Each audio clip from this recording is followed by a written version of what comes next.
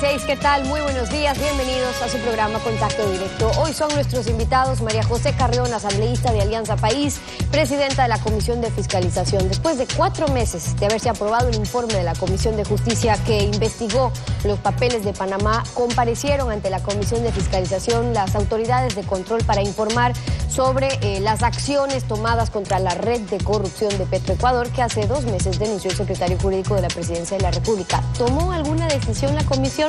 Lo analizamos. También Alex Alcíbar, candidato a vicepresidente de la República por el movimiento Unión Ecuatoriana. El plan de gobierno del proyecto en el binomio con Washington Pesantes, el candidato a la presidencia. ¿Tomó alguna decisión sobre eso también? La revolución agrícola para un sector agropecuario que está sumido en la crisis. Vamos a hacer una revisión a propósito de los cuerpos legales que proponen para tierras, para aguas, para semillas y también una revisión un poco a lo que sería la política fiscal. Hoy también en Contacto Directo nos acompañará Alberto Acosta Burneo, él es analista económico de la revista Vistazo, para revisar la situación de la contracción económica en el país, en muestra de 2 economías paralelas y lo que ocurre, la pública con indicadores que mejoran y la privada con indicadores en rojo. Vamos a revisar la resolución de la Junta Monetaria que traspasa al Banco Central el excedente de liquidez de los mayores bancos privados. Bueno, promesas de cambio, encuestas, denuncias, son los productos que se ofrecen ahora en el mercado electoral. Alfredo, buenos días, ¿cómo te va? Muy bien, Estefi, buenos días a todos. El mercadeo electoral, las estrategias de venta de los productos, ha puesto en evidencia la disfuncionalidad del sistema democrático en vigencia. El trapiche electoral ha colocado en el candelero 2 economías paralelas, la pública y la privada, 2 sistemas anticorrupción, el del Consorcio Internacional de Periodistas de Investigación con los papeles de Panamá, que puso al descubierto una red de corrupción que venía operando por años, y las discapacidades de las funciones de fiscalización y control. También 2 planetas electorales paralelos, el de la letra muerta de leyes y encuestas junto al diamante en bruto de la voluntad popular a la que se busca confundir. La economía de 2 velocidades también está condicionada por la campaña electoral.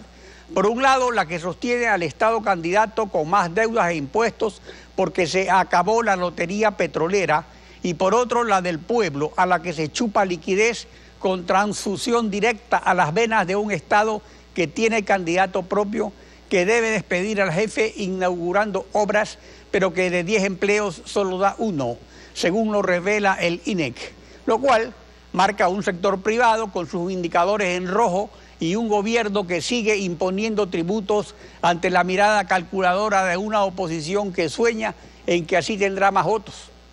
Una corrupción que ante las evidencias de los papeles de Panamá muestra a un gobierno que de denunciado se erige en denunciante, mientras las funciones de transparencia, fiscalización, control político y judicial continúan su largo feriado, interrumpido por bostezos, o encubierto por un supuesto pacto ético que ignora las 12 recomendaciones del premio Nobel Joseph Stiglitz contra los paraísos fiscales y toma el atajo de una consulta popular para interferir en las elecciones proponiendo un nuevo requisito para ser presidente de la República, mientras queda intacta la cuestionada plataforma informática de los padrones electorales para unos comicios sin observadores internacionales, solo con solemnes acompañantes, sin representación ciudadana no dependiente del gobierno.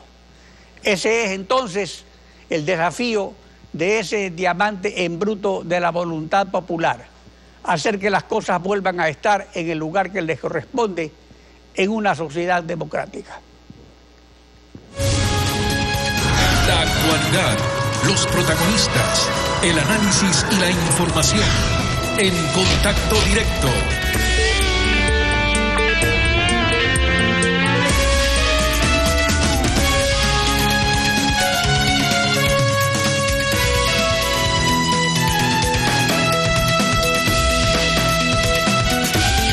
El jueves cumple 8 meses la decisión del CAL de abril 11 de encargar a la Comisión de Justicia la investigación de los papeles de Panamá. Esta entregó su informe al CAL 4 meses después, el 9 de agosto, pero recién el 28 de octubre el CAL remitió a la Comisión de Fiscalización el informe del 9 de agosto, después de que un mes antes, a fines de septiembre, tuvo lugar la fuga masiva de los implicados en la red de corrupción de Petroecuador denunciada por Alexis Mera el 5 de octubre. Y el 30 de noviembre, 33 días después de recibir el informe del CAL, el informe de la Comisión de Justicia, comparecen ante la Comisión de Fiscalización las autoridades de control, fiscal, contralor y superintendente de bancos. Está con nosotros María José Carrión, presidenta de la Comisión de Fiscalización. Buenos días, bienvenida a Contacto Directo. Buenos días, Alfredo. Un buen día para quienes hacen Ecuavisa y sobre todo a los ciudadanos y ciudadanas, especialmente de Quito, que están festejando sus fiestas en estos días.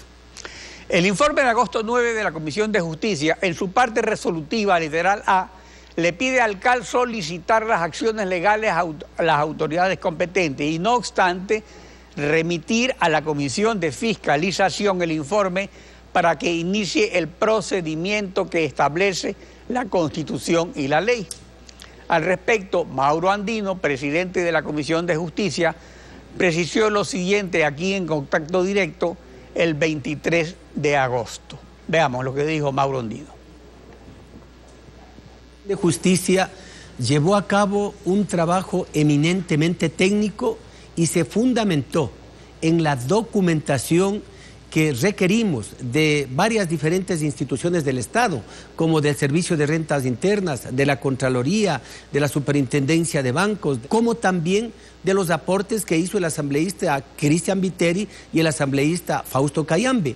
Y en base a esa información y principalmente a la que presentó Leonardo Orlando, director del Servicio de Rentas Internas, hemos podido efectivamente determinar algunas inconsistencias, por ejemplo, en las declaraciones juramentadas de los funcionarios a los que usted hizo referencia. Y en base a ello es que nosotros en el informe estamos pidiendo al Consejo de Administración Legislativo que, de acuerdo a sus facultades y competencias que establece tanto la Constitución como la Ley Orgánica de la Función Legislativa, de creer procedente, se pueda iniciar o dar paso a un juicio político. La comisión que usted preside sobre la recomendación de la Comisión de Justicia acerca de los juicios políticos contra los exministros de Hidrocarburos, Carlos Pareja y Pedro Merizalde, ¿tomó alguna decisión? Primero, Alfredo, es importante decir que a nosotros nos ha llegado el informe, como usted bien señalaba, el 28 de octubre. Por supuesto, para preparar el camino de la Comisión de Fiscalización, que en su resolución el CAL determina que debemos dar seguimiento a las instituciones del Estado que tienen vinculación sobre esta investigación tan importante para el país. ¿Cuáles instituciones? Contraloría General del Estado, Superintendencia de Bancos, SRI y Fiscalía General del Estado. En ningún momento la resolución del CAL establece que se dé inicio al juicio político o a los juicios políticos correspondientes, tal cual se ha venido mencionando en algunos medios de comunicación. Lo que establece sí la resolución del CAL, que es de estricto cumplimiento por las comisiones, es que en este caso la Comisión de Fiscalización demos seguimiento a la investigación hecha por estas instituciones del Estado. Eso es lo que se ha cumplido este día miércoles anterior y hemos estado 8 horas de comparecencia. Hemos recibido al Contralor General de la Nación, al señor Superintendente de Bancos, al representante director del SRI, así como también al Fiscal General de la Nación. Ahora, en cuanto a las una cantidad muy grande de Carlos Pareja de información. Y Pedro Merizalde, la Comisión de Justicia comprobó inconsistencias que, según la Constitución, artículo 231, constituyen presunción de enriquecimiento ilícito. Carlos Pareja fue gerente de Petroecuador, vicecónsul en Texas, viceministro de Hidrocarburos, gerente de refinación de Petroecuador y ministro de Hidrocarburos, mientras que Pedro Merizalde fue profesional de oleoductos en Coca-Cola Sinclair, gerente general de la Refinería del Pacífico, ministro de Hidrocarburos, asesor de la Vicepresidencia de la República y gerente de Petroecuador. La Comisión de Justicia en su informe insta a que Contraloría efectúe exámenes especiales para verificar estas constataciones que ya hizo la Comisión. Ya se efectuaron esos exámenes de Contraloría después de tantos meses, al fin, ¿qué se ha hecho? ¿Se ha comprobado lo que pasó? Bueno, creo que hay una gran diferencia entre lo que se ha establecido por la Contraloría en lo que tiene que ver al exfuncionario Pareja, ahora prófugo de la justicia, y en lo que tiene que ver a Pedro Merizalde. En relación a Pedro Merizalde, lo que se habla es de un perjuro, que quiere decir que él no informó sobre un elemento constitutivo de la declaración juramentada. No se está hablando de enriquecimiento ilícito, no se está hablando de peculado y no se está hablando de otro tipo de presunción de cometimiento de algún tipo de delito, lo cual según hace la enorme, digamos. En lo cual se establece, según la Contraloría, por supuesto, que claro, es el órgano rector y es el que determina y el encargado de hacer los exámenes especiales. En lo que tiene que ver a Pareja, se ha determinado el cometimiento, o por lo menos la presunción de cometimiento de varios delitos. En eso está cohecho, enriquecimiento ilícito y peculado. Y se ha hecho una investigación muy amplia desde la Fiscalía General del Estado, donde se ha vinculado a más de 18 personas, muchas de las cuales ya están detenidas y procesadas. Se ha hecho incautaciones determinando montos muy importantes de recuperación de montos que serían aparentemente del Estado y que se determinarán una vez que se terminen los juicios determinados. Ahora, por pero el Contralor informó caso, que Contraloría ha analizado 181 de los 413 contratos de la refinería de Esmeraldas, por alrededor de 2.300 millones, es decir, que faltan de analizar 232 contratos y que en 38 contratos se encontraron indicios de responsabilidad penal por peculado, además de 57 declaraciones juramentadas, en 27 hay indicios de enriquecimiento ilícito. Todos estos casos han sido procesados por Fiscalía con formulación de cargos o solo se continúa con la indagación previa. Sin duda alguna, Alfred, estamos hablando de los mismos elementos que se han denunciado públicamente por el propio Gobierno Nacional y que se han denunciado desde el mes de abril, se ha denunciado continuamente en marzo y nuevamente a mediados de año. Efectivamente, hay una red de corrupción y estos exámenes especiales que ha mencionado el Contralor, seguramente, y cuando se determine si efectivamente existe toda la carga procesal para determinar culpabilidad de ciertas personas que están vinculadas a los sectores, en este caso que tienen que ver con el petróleo, a Petroecuador, tendrían que ser sancionados por la justicia. Pero lo importante aquí es que se está trabajando con absoluta responsabilidad, Alfredo, y mi deber como, en este caso, presidente de la Comisión de Fiscalización, no puedo pronunciarme ante elementos que todavía no han sido investigados por la justicia. Es la justicia quien debe determinar si efectivamente las personas han cometido algún tipo de delito y si aquellos indicios que Contraloría ha logrado determinar cumplen con los elementos constitutivos del delito. Es decir, si es que existen las pruebas suficientes para determinar que existe culpabilidad de ciertos funcionarios o funcionarias dentro de esta institución. Lo que sí hay que decir con absoluta claridad, Alfredo, permítame un momento, lo que sí hay que decir con absoluta claridad es que nosotros, como miembros de la Comisión de Fiscalización, no podemos decir hemos recibido cajas de información de Fiscalía, hemos recibido cajas de información también de, en este caso, Contraloría General del Estado y del SRI. Hemos vuelto a repreguntar algunas cosas más que nos interesan saber, cuáles son los avances, por supuesto, de las investigaciones, qué acciones concretas se han llevado de ciertas instituciones de acuerdo a la comparecencia. Fueron 8 horas de comparecencia, una comparecencia absolutamente responsable, pero valga decir, Alfredo, que ningún actor de oposición de la comisión participó de la comparecencia. Fueron actores recibidos, la mayoría de Movimiento País, incluso los que han ido aportando con elementos dentro del ámbito de la investigación. Sí, nosotros no vamos a parar desde la Comisión de Fiscalización. Hace espectadores. Ahora, según Fiscalía, en total 80 personas han sido investigadas, 24 personas ya están procesadas y 5 mantienen prisión preventiva. ¿Esto significa que se habrían fugado 19? El fiscal explicó por qué no tomó medidas preprocesales para impedir la fuga de los que se fueron antes de que se los vincule en el proceso cuando se podía haber tomado medidas preventivas. Bueno, yo creo que ahí es muy importante para el país, Alfredo, hablar del debido proceso. No se puede establecer unas acciones desde Fiscalía sin tener los elementos que configuren las decisiones adecuadas del juez para por ejemplo, las medidas cautelares. Contra Alex Bravo sí hubo medidas procesales, contra Fernando Villavicencio y Clever Jiménez también. Pero en este caso contra Pareja no hubo, por ejemplo. Porque existían elementos constitutivos. Yo no tengo por qué responder sobre la actuación ni de la Fiscalía, ni de la Contraloría, ni tampoco del SRI, así como tampoco de la Superintendencia de Bancos. Usted debería invitar a esos responsables de las instituciones para ver el camino. Lo que yo sí le puedo decir, Alfredo, es que nosotros vamos a analizar. Aquí está.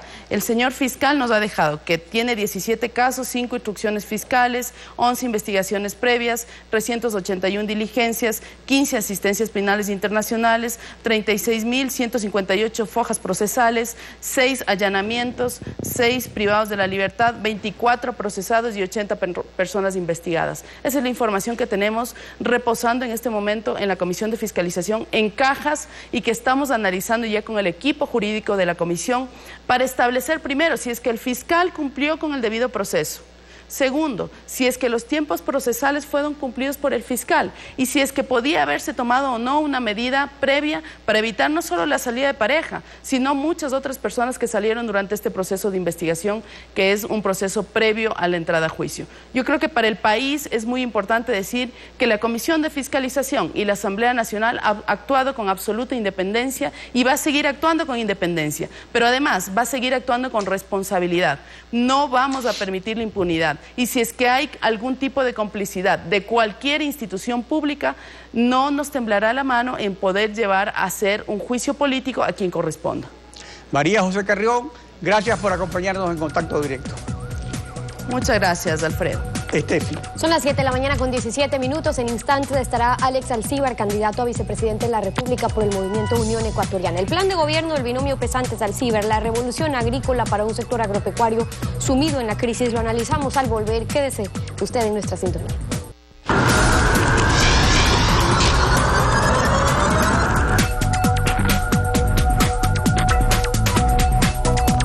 7:22, Alex Alcíbar Viteri, candidato a vicepresidente por el Movimiento Unión Ecuatoriana en binomio con Washington Pesantes. Bienvenido a Contacto Directo. Gracias por estar con nosotros. Sí, muy buenos días y un saludo pues a todo el pueblo ecuatoriano, al pueblo agropecuario, a mi provincia tan querida Manabí, a la ciudad de Quito en sus fiestas y a ese pueblo barcelonista que celebra su corona número 15 en el campeonato de fútbol. Bueno, su candidatura parte de ofrecerle una propuesta al agro. ¿Cuáles son esos cambios urgentes que propone para convertir al sector agrícola, a la agroindustria, a la agroexportación? Bueno, en primer lugar la importancia de este sector, ¿no? Este sector genera más o menos el 25% de las plazas de trabajo del Ecuador, es el principal fuente de exportaciones no petroleras de nuestro país. Tiene un enorme potencial. El mundo está en este momento hacia una crisis de alimentos. En el año 2050, según la fuente, seremos más o menos 9.300 millones de personas. Hoy los alimentos que se producen en el mundo alcanzan para 9.000 millones. Cerca de 800 millones de personas en el planeta se acuestan con hambre. Y para el año 2050, evidentemente, tendremos un enorme problema de alimentos. Esa crisis que cada vez se complica más por los problemas climáticos, los problemas de contaminación, para el Ecuador se debe convertir en una oportunidad y ese es nuestro planteamiento. Y para eso usted propone la utilización optimizada de medios de producción, el tema de asistencia técnica, la transferencia de tecnología. En lo que se refiere, por ejemplo, al mejoramiento de las semillas, ¿de qué manera se puede dar ese mejoramiento al que se refieren, que se traduzca también en mejores rendimientos? Sí, por supuesto. Ahí estamos hablando de un problema grave de productividad. Nuestra agricultura sufre de un grave problema de productividad. Tenemos un enorme potencial productivo, tenemos agua, tenemos suelos, tenemos más agua que el Perú, pero tenemos un problema genético, un problema de productividad en muchos cultivos. Y le doy un claro ejemplo, el ejemplo del arroz. El arroz en este momento estamos nosotros en 4.4, 4.5 toneladas por hectárea, cuando apenas pasando la frontera, el Perú, pues esos son 60 sacas para que me entiendan los agricultores, pasando la frontera en el Perú estamos hablando de más de 9 toneladas, estamos hablando de 100 sacas. Solamente en este cultivo donde tenemos un enorme potencial, donde tenemos más de 360.000 hectáreas para producir arroz, tendríamos un enorme potencial de convertirnos en exportadores de esta gramínea. Y pues solamente pues eso revela este gran problema de productividad que también afecta pues a muchas otras cadenas productivas. Bueno, pero ¿qué hace que no podamos producir más? En ese es un aspecto, una arista, pero ¿cree que un nuevo gobierno debe revisar leyes aprobadas por la Asamblea en cuanto a tierras, el agua, la semilla, y usted dice es necesario un enfoque pragmático, científico, no ideológico. De su experiencia, ¿qué disposiciones responden a un componente ideológico más que científico? Se está hablando del tema ideológico, por ejemplo, pues en lo que significa la ley de tierras, en esta entrega de tierras que también ha habido en el plan tierras que se ejecuta desde el año 2007, y yo planteo que la revolución agrícola verdadera nace del conocimiento, es el conocimiento el que realmente nos debe plantear esta verdadera revolución. Y ahí pues hay que revisar una serie de impuestos. La agricultura es el sector económico más importante, no solo de Ecuador, el sector económico más importante del mundo, y como tal requiere de un clima de negocios adecuado, y eso es lo que nosotros planteamos. En general, si se aplica esto a todos los sectores de la economía, pero en la agricultura en particular, por ser un sector estratégico, un sector clave, un sector que requiere mucha dinámica, necesitamos que ese clima de negocios pues mejore todo, también lo que se denomina seguridad jurídica, lo que se denomina pues claridad fiscal, que no cambien las reglas. Pero yendo a propuestas más concretas, tangibles, por ejemplo, en la Constitución del 2008 se declaró al Ecuador libre de cultivos y semillas transgénicas, pero en su momento incluso el mismo presidente dijo que eso había sido un error, que las semillas genéticamente modificadas pueden cuadruplicar la producción, que pueden sacar de la miseria a muchos sectores. ¿Usted cree que hay que eliminar esa prohibición? Sí, yo creo que incluir eso que está en el artículo 401 de la Constitución, el 401, fue un exceso. Es como prohibir las computadoras, prohibir los vehículos. Yo creo que los excesos son malos. Yo no soy defensor a ultranza de los transgénicos, pero tampoco soy detractor a ultranza de los mismos. Yo creo que hay que revisar esa situación.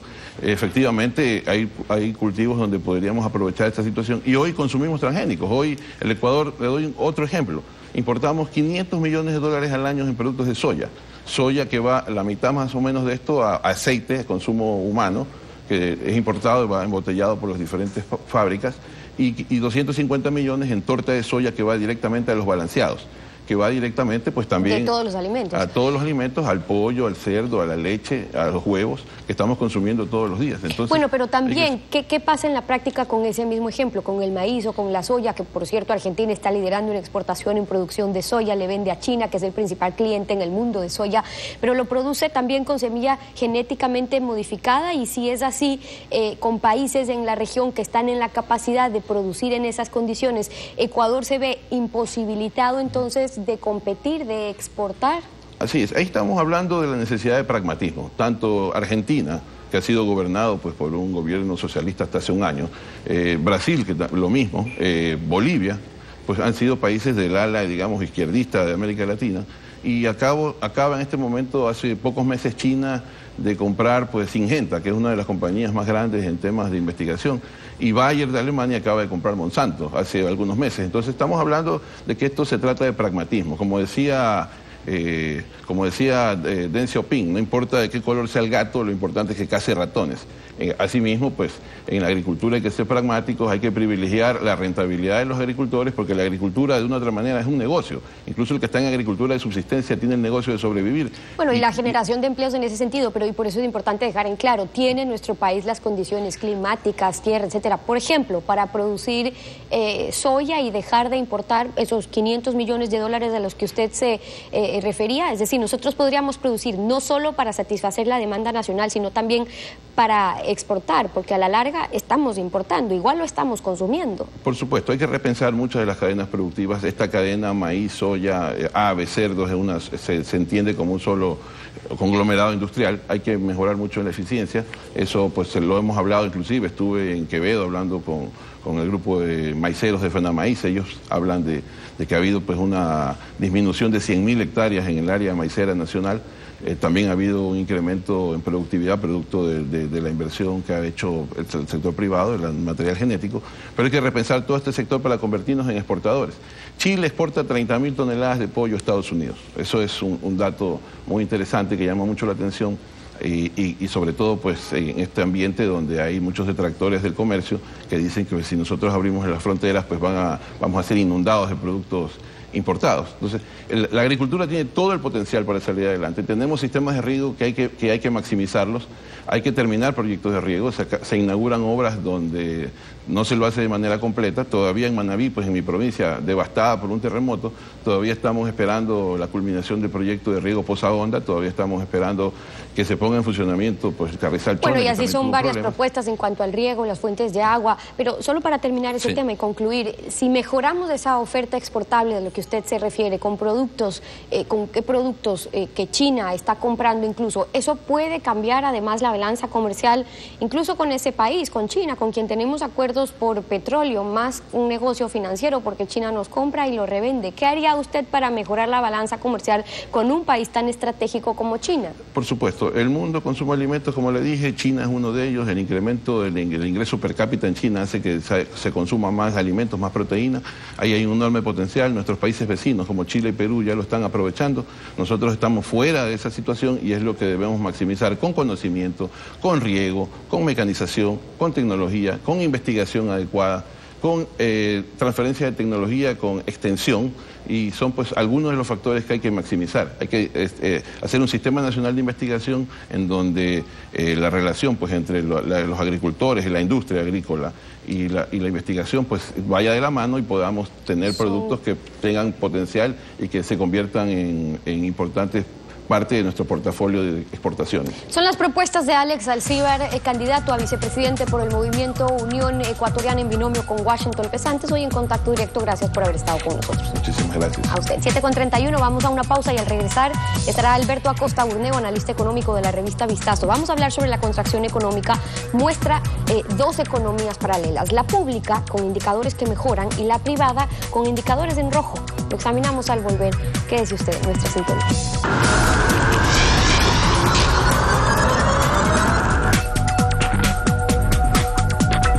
Sumada a la lotería petrolera, el modelo económico consagrado en la Constitución ha permitido desarrollar dos economías paralelas. La pública, que últimamente muestra ciertos indicadores positivos, y la privada con indicadores en rojo porque su liquidez mantiene a la pública. Alberto Acosta Burneo, buenos días, bienvenido a Contacto Directo. Muy buenos días, un gusto estar con ustedes. El aumento de la liquidez en la economía en los últimos 3 meses se debe a créditos que ha conseguido el gobierno, entre ellos 2 emisiones de deuda internacional por 2.000 millones, préstamos del Banco Central al Ministerio de Finanzas que totalizan 4.000 millones. Y en el sector privado, sin embargo, ¿cómo están los indicadores de empleo, consumo, inflación y confianza empresarial? Bueno, vemos que la actividad en el sector privado no ha despuntado. Acumulado a septiembre en el año, la caída en las ventas es de 11,5%. Los datos de septiembre en empleo, hay una destrucción muy fuerte en el empleo adecuado. Son 247.000 empleos adecuados que desaparecen. La inflación continúa desacelerándose y es otra señal más de que la economía tiene una debilidad por el lado de la demanda. Entonces vemos que todo este esfuerzo que ha hecho el gobierno de endeudarse para tratar de sostener su nivel de gasto, para evitar el ajuste, todavía no se traslada como un mayor nivel de actividad en el sector privado. Sin embargo, el gobierno sigue apostando a inyectarle liquidez a la economía. Se ha endeudado en lo que va del año. Son alrededor de 15.000 millones de dólares en desembolsos de 3 fuentes. La primera fuente, desembolsos externos, desembolsos internos y uso de la reserva internacional. Y esta última es donde está siendo más activo últimamente con las recientes resoluciones. Ahora, hay las señales de recuperación del sector público que continúa inaugurando obras, está dando una vida al Estado, una viada, digamos, al Estado candidato, succionando la liquidez del sector privado. Pero cuando hablamos del sector privado, ¿este solo comprende a los empresarios o realmente a la ciudadanía en general? O sea, ¿quiénes pagan los impuestos y quiénes consumen y quiénes trabajan? Bueno, la debilidad es del lado de la demanda, es decir, los consumidores que ven que hay incertidumbre en la economía, que se está perdiendo empleos, que tienen el riesgo de perder un empleo y entonces son más cautos al momento de consumir. Y claro, eso afecta a las ventas y afecta a toda la economía por el lado privado. Entonces, todo este despliegue de endeudamiento que ha hecho el gobierno no se ha transferido en más inversiones. Sí, se ha transferido cuando el gobierno se endeuda, paga sus atrasos y eso se transforma en crecimiento en depósitos. Y vemos que los depósitos han vuelto a crecer desde agosto y que el dato a octubre es un crecimiento de 3.600 millones en relación al mismo mes del año anterior. Es decir, nuevamente hay un crecimiento en depósitos, pero no le acompaña la demanda de crédito. Las empresas están pidiendo menos crédito, las personas también. Entonces vemos cómo en octubre, recién en octubre, vuelve a crecer el crédito, pero en apenas 300 millones. Los depósitos crecen 3.600, pero el crédito apenas en 300. Es decir, no le acompaña y es consistente con un escenario de contracción económica, con un escenario en que las ventas están cayendo, porque las empresas cuando se endeudan es para incrementar su capacidad instalada, para producir más. Pero si están vendiendo menos, no ven incentivo para seguirse endeudando. Ahora, precisamente eso lo lleva al gobierno a que mediante resolución 302 de 24 de noviembre de la Junta Monetaria, considerando que el Banco Central ha establecido que existen altos niveles de excedentes de liquidez de los bancos privados depositados en el Banco Central, y habiéndose concentrado estos excedentes en los bancos más grandes del sistema, en el artículo 2 de la resolución ordena que el encaje bancario de las entidades financieras cuyos activos superen los 1.000 millones de dólares será de 5% en lugar del encaje único del 2% para todas las entidades. ¿Cuál es el objetivo de esta medida? ¿Qué destino dará el Banco Central a esos excedentes de liquidez? ¿Puede libremente disponerlo para prestárselo al Ministerio de Finanzas? ¿Y con qué respaldo? Lamentablemente la ley actual, la Constitución actual, permite esta relación incestuosa entre el Banco Central y el gobierno. Entonces el Banco Central ha utilizado ya recursos de este año abundantemente, 3.900 millones hasta la fecha, para entregarle al Ministerio de Finanzas para que gaste recursos de la Reserva Internacional, recursos que no son del Banco Central. Esos recursos pertenecen a quienes depositaron ahí el encaje bancario, los gobiernos seccionales, el gobierno central, pero con este concepto peligroso de los excedentes de liquidez, el Banco Central comienza a pasarle esa liquidez al gobierno. Entonces ahora, ¿qué es lo que ha hecho el gobierno? No solamente esta resolución, son varias resoluciones encaminadas en este mismo sentido. Consolidar la liquidez en el Banco Central. Entonces hay una resolución de agosto, la 273, en la que permite que el 75% del encaje se invierta en papeles del Banco Central. Después viene la 302, que incrementa el encaje al 5% solamente para un grupo de bancos, no para todos. Y hay una tercera resolución, la 303, que cambia la fórmula de cálculo del coeficiente de liquidez, lo que va a obligar que los bancos traigan más recursos del exterior y los inmovilicen nuevamente en el central. Entonces el objetivo de todas estas resoluciones es consolidar liquidez en el central, que se quede inmovilizada, y de esa manera, al estar inmovilizada, el gobierno aplica este peligroso concepto de excedente de liquidez y dice: ese dinero puede, como es un excedente, no lo necesitan ahí en el Banco Central, está en exceso, entonces puedo financiar gasto público con eso. A ver, pero aquí hay una cosa, ese excedente de liquidez se produce porque como no hay confianza para invertir, porque como no hay consumo, porque como no hay bajado la inversión, entonces no hay cómo prestar ese dinero, porque para prestarlo tienen que pedirlo y no lo piden. Entonces, como los empresarios no piden, los negocios privados no funcionan, y como está esta plata depositada en el Banco Central por ley, el Banco Central ha resuelto que ese dinero simplemente pase a ser de libre disponibilidad como un excedente de liquidez. Y en ese caso, entonces, el Banco Central, ¿qué hará con ese dinero? Pues bueno, lo que sucede es que los bancos, como no hay esta demanda de crédito, los bancos han estado acumulando exceso de liquidez en el Banco Central, es decir, son recursos que ya están depositados. Los bancos tienen depositados 3.300 millones de dólares como encaje, un exceso de 2.800. Con esta resolución, lo que se hace es inmovilizar de esos 700 millones para que sean libremente utilizables por el Banco Central, que va a poder decidir entregarle esos recursos al gobierno, porque son recursos que no los van a poder retirar los bancos. Antes de esta resolución, los bancos, si es que la demanda de crédito se reactivaba, y esa era la expectativa, que eventualmente el crédito se reactive nuevamente, los bancos tengan disponibilidad de recursos para poder prestarlo. Y el encaje funciona de esa manera. El encaje tiene que funcionar contracíclicamente. Cuando hay poco crédito, el encaje no se puede subir, todo lo contrario, tiene que ser un encaje reducido para que los bancos tengan liquidez de libre disponibilidad para poder prestarlo.